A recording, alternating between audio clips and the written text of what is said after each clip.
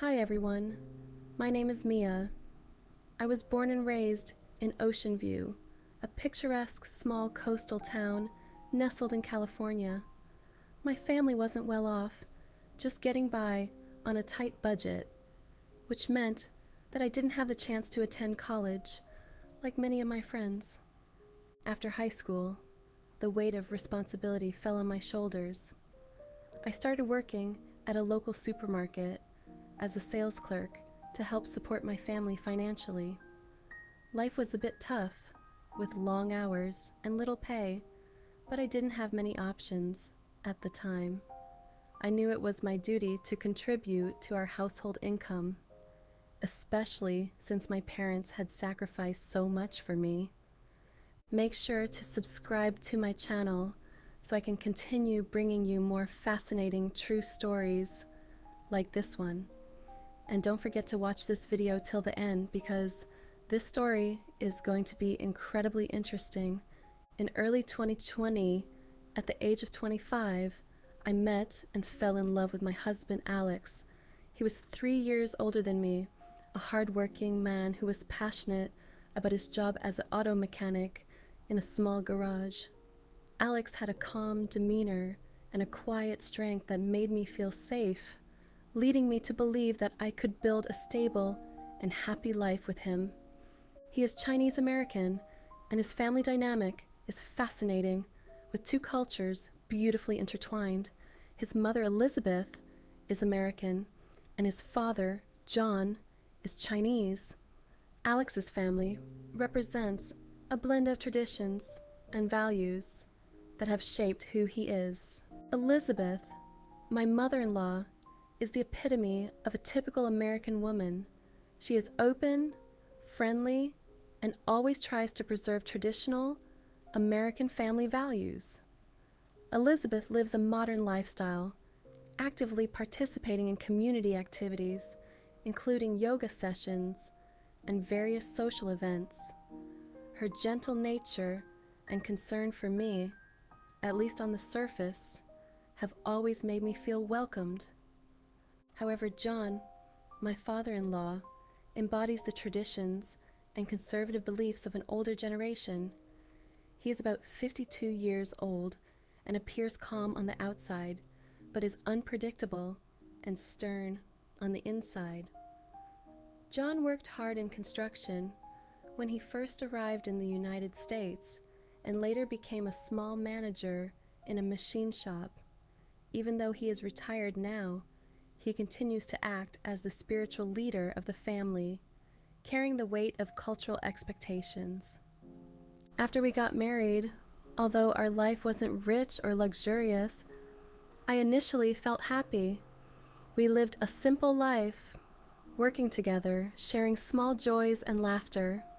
I believed that as long as we were together, everything would be fine. However, what I didn't anticipate was how the mental and physical deficiencies in our relationship would gradually erode the happiness we once shared.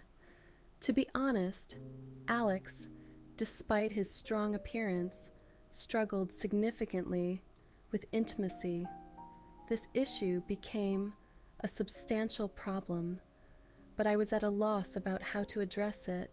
He often faced premature ejaculation, and each time it occurred, I couldn't help but feel a wave of disappointment wash over me.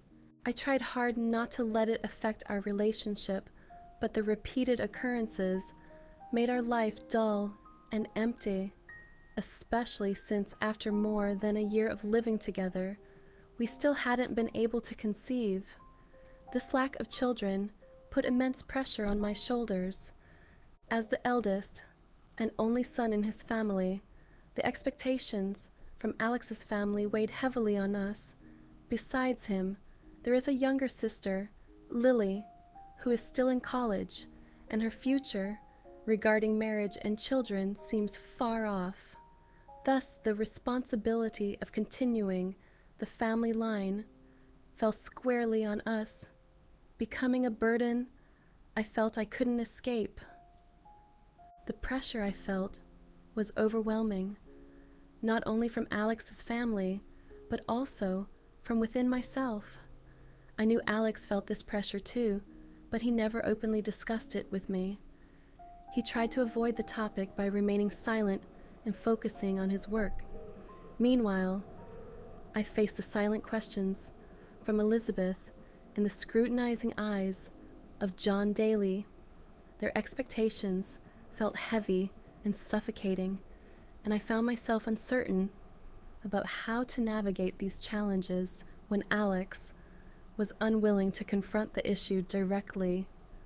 As time passed, the atmosphere in our home became increasingly strained. Every shared meal felt tense, and every encounter with Alex's parents filled me with a sense of dread. One evening, in September 2020, a day that remains vivid in my mind, even today, everything changed in an instant. Alex had a work party that night, so he came home late. Elizabeth had organized a yoga session with her friends, which meant I would be alone with John. I never imagined he could pose a threat. I saw him simply as a family member, even though our relationship was never particularly close. After a long and exhausting day, I took a shower and put on a short dress, wanting only to feel comfortable in my own home.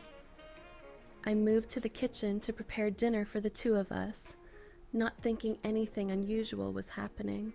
It seemed like just another normal meal shared among family. Entering the living room, I noticed John sitting in a chair. His gaze on me was more intense than usual, but I ignored it. I called him to dinner, and he slowly stood up, heading toward the kitchen. At first, everything seemed normal, but a sense of unease settled in my stomach. After dinner, while I was washing the dishes, the kitchen was quiet, except for the relaxing sound of running water. I was focused on my task, unaware that a storm was about to break. Suddenly, I felt a pair of arms wrap around my waist from behind, pulling me close. I jumped and turned around in panic, finding John standing in front of me. In that moment, I felt paralyzed. My mind raced, struggling to comprehend what was happening. I wanted to scream, push him away, but he quickly covered my mouth, silencing me. I couldn't escape his grip, and every plea of mine went unheard. He held me tightly, and while I was still in shock, he whispered in my ear that he could help me get pregnant. A chill ran down my spine at those words, making me feel deeply repulsed. I was powerless, unable to react. Before I could do anything, he moved quickly, and everything happened in a flash. The experience was terrifying. A numbness enveloped my body as I stood there, frozen, unable to resist. When it was over, I collapsed to the floor, my head in my hands, crying uncontrollably.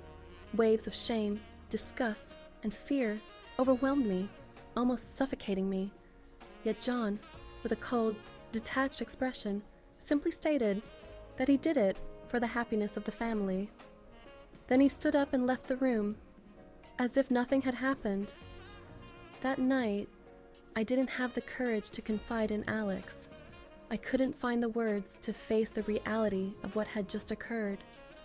I feared that if I spoke, everything we had built would shatter, and our marriage would be irreparably damaged. I chose silence, trying to suppress the pain and fear inside me, pretending that nothing had happened. After that first time, nothing was the same.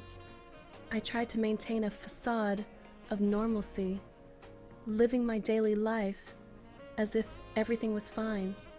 But every encounter with John made my heart race with fear. The way he looked at me had changed. It was no longer the indifferent gaze I had known. Every time our eyes met, I felt a wave of possessiveness and desire that I had never seen before. Another evening came soon after that first incident. Alex was working late, and Elizabeth was at yoga, as usual. I stayed at home, feeling more and more uneasy. The terror of being alone with John hung over me, tormenting my thoughts. That evening, when he entered the house, I knew the worst was about to repeat itself. There was nothing left to avoid or restrain. He walked straight toward me, and before I could react, he dragged me into a room. Everything happened so quickly that I didn't have time to resist. The door slammed shut behind us, trapping me in a cramped space where I could feel his heavy breath right next to my ear. Alex had always been weak and impulsive, which gradually led me to feel disappointed and emotionally distant from him. John, on the other hand, was completely in control of the situation. Every action and gesture of his exuded power and confidence. I didn't want to admit it, but deep down, I felt something I had never experienced with Alex. A complex mix of pleasure and guilt, fear intertwined with shame. I didn't know how to process these feelings. I only knew that I was trapped in a situation I couldn't escape from. After everything was over, I found myself sitting there, my heart heavy with shame, while John acted as if nothing had happened. He treated it as if it were just a normal part of life that I had to accept. From that moment on, our secret encounters became more frequent. Every time Alex was away from home or Elizabeth was occupied, John found the perfect opportunity to approach me. Every encounter was charged with tension, and I could feel the air growing heavier around us. Despite my better judgment, something drew me toward him, a complex mix of emotions, an entanglement of hatred and suppressed desire that became harder and harder to resist. About a year later, I gave birth to a baby boy. He was the child that Alex's family had longed for, a relief from the pressure that had built up over time. For everyone, it was a joyous occasion, a symbol that our family was complete. But for me, it was an obsession, a painful reminder of a terrible secret I had to bear alone. I looked at my son with both love and pain, wondering if he sensed anything about the circumstances of his birth. Holding him in my arms, I felt the weight of my anguish intensifying. After the birth of our child, Alex and I moved out of his parents' house. The arrival of the little one brought some joy and serenity to Alex, but I was aware of the invisible wall that now separated us. The intimacy we once shared had completely vanished. Every time I looked into Alex's eyes, I felt an overwhelming sense of guilt. I was hiding something unforgivable. My conscience was in a constant state of torment, burdened by guilt that clung to me relentlessly. I couldn't confess. I knew that if I did, everything would collapse. Our lives, our family, our son, everything I had ever known. I lacked the courage to face the consequences of my actions. So, I chose to keep the pain inside, living in suffocating silence. Every day felt like a performance, a farce in which I had to pretend everything was fine, while I battled with the secret that was devouring my soul. Despite Alex being unaware of my inner struggles, I felt a deep sense of guilt toward him. I felt I had betrayed him in both physical and emotional ways. Every day I found myself on the edge of a cliff, unable to escape this vortex of despair. The truth weighed on me, too painful to express, and silence had become an insurmountable barrier that isolated me even more. I constantly asked myself what the right thing to do was.